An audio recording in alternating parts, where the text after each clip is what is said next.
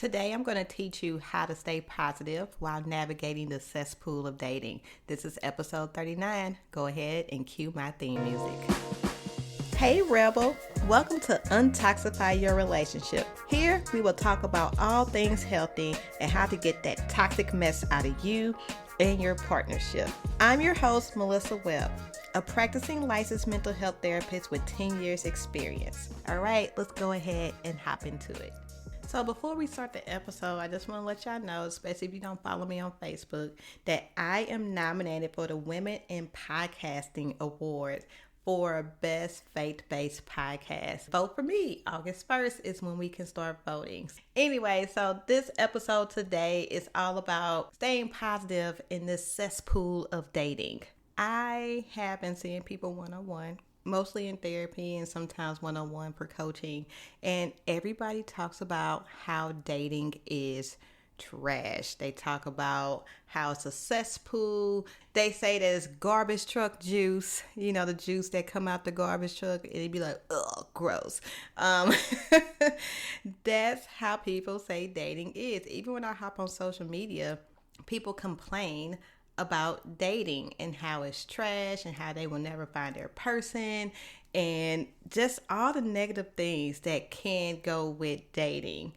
Then a lot of times people just want to give up dating, go become a nun, and go chill out at a nunnery. And I'm just like, why are we so extreme when it comes to dating? My thing is always, when I'm talking to anyone or seeing it on social media, I always say, where's your focus when you're dating?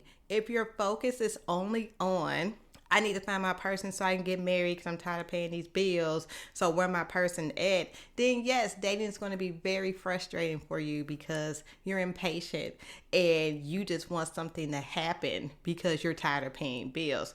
Versus if your focus is on the person will come and everybody who I come across that I don't connect with is a no, which means I'm getting closer to my yes, then your dating adventures will be positive. So it's all about your perspective when it comes to dating and what you're choosing to focus on. So today I'm going to tell you 3 things you can do while dating that will help you to make this dating experience more positive. So let's get into it. The one question you can ask yourself when you start dating is, why am I dating? Your answer will determine where your focus will be. If you're dating just to get married, then your focus will be just to find a person to marry. It's not find a person that's compatible or that works with you. It's just, no, I just want to be married. And that can end in a disaster. If your focus is, I'm just out here dating, God will send me my man and I'm not going to trip off of it, then your focus will be on trusting God in the process and allowing him to do what he do to give you the man that you need, right? To see you Boaz. You got to ask yourself, why am I dating? And your answer will literally tell you where your focus is. So I'm going to go over 3 things that you can do while you're dating to make this a more positive experience. I'm going to give you 3.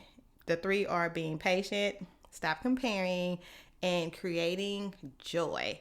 So the first one being patient. Patience is key when it comes to dating. I explain dating to people, it's like going apple picking. Do you know how many apples it is out here in these streets? How many different apples? I Googled it because I didn't know.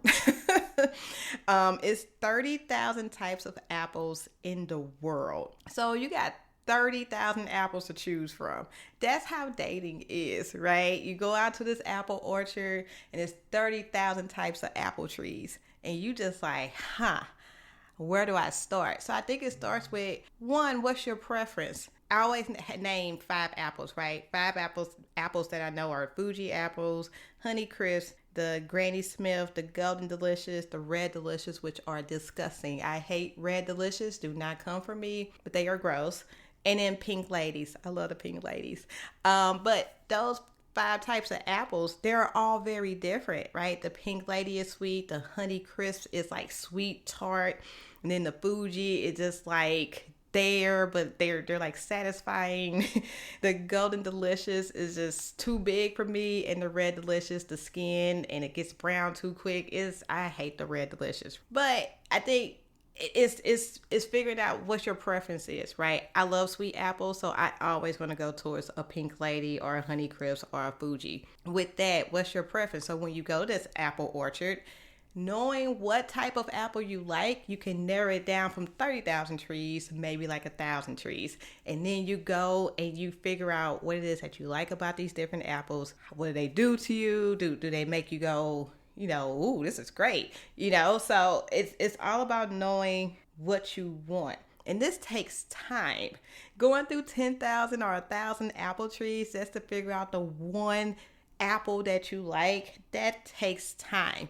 And this is just like dating. When you're out here, it's like an apple orchard with all these different trees, so it's like all these different people with all these different personalities, different jobs, different everything, but it's only like that one that really connects with you, and you like, I don't ever want to leave this apple or this person again, right? And it just takes time to find that one apple or person. Since we're talking about patience, I always ask people, what's your focus when it comes to being patient? Like, are you focused on, your age, how much time you have left? Because I'm 39. I'm okay with being a 40-year-old bride, right? Some people are not okay with that because they have their expectations of when they're supposed to be married. So are you focusing on, like, I need to get this done before a certain time frame? Or are you focused on the one who is not bound by time, and he does everything in his time, and he does it well? There are seasons for everything. There will be a season for you to be married. This just might not be that season. You know what? And that's okay. Like I said earlier, with every no, you get closer to your yes. In Philippians 4:6-9, y'all know this is my favorite verse. It says, "Do not be anxious, but pray. And then you will experience God's peace." And I'm paraphrasing, but at the end of the day, like, the Bible tells us not to be anxious. The Bible tells us not to worry.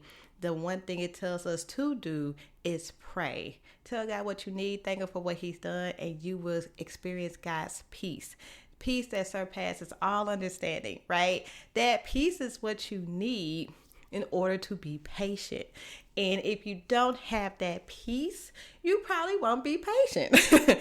So let's really figure out, let's really give our burdens to God and let Him handle the things that we just don't have control over. You cannot control if someone's going to love you. That is their choice. You can't control that. So just give all your burdens and everything to God when you're dating, and He will take care of it. That takes faith, and that takes trust. And it will really test your relationship with God.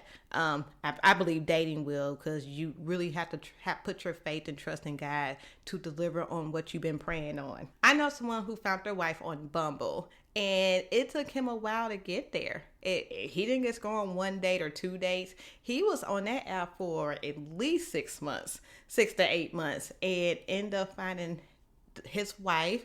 And at first he didn't know, but they end up dating, and they've been married for 2 years. So you have to be patient. I remember the one thing he told me is like, I am so patient with finding my wife. I want to make sure my wife is for me, and I don't make the mistake of just marrying anybody. And that's real. So it's okay to be single and 40. It's okay to be single and 50. When the time comes, you just have to be patient and let God do what God do, and not try to do God's job, because a lot of us still do that too. The second thing that you need to do while you're dating is stop comparing.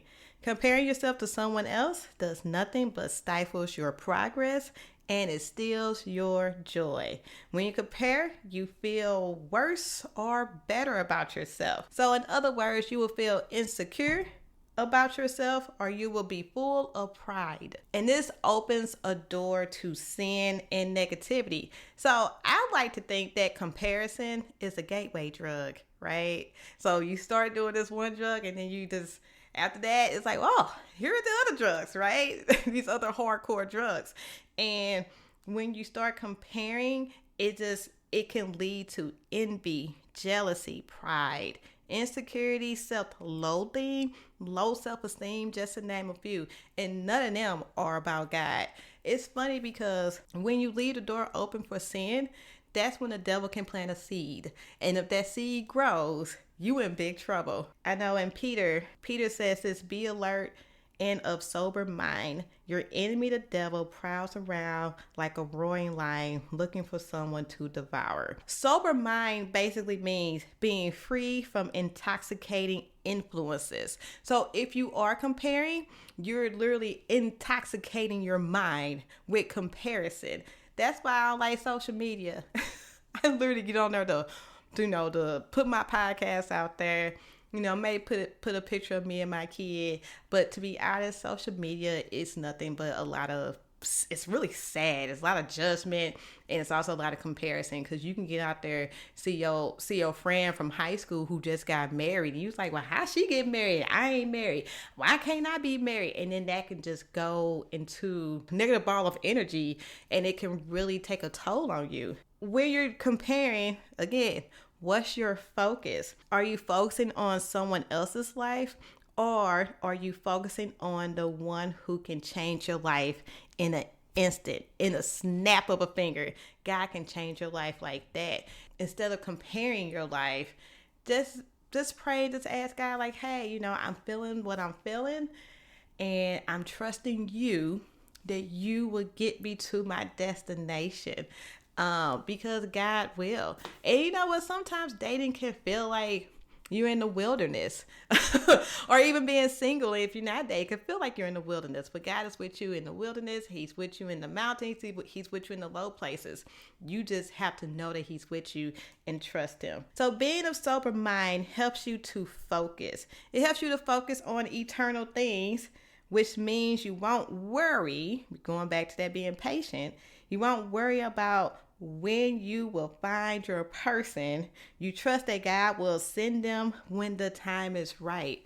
So you have to trust God that He will do what He said He's going to do. God has never messed up a promise. God has never lied. So if that man has promised you marriage, believe me, it will get to you.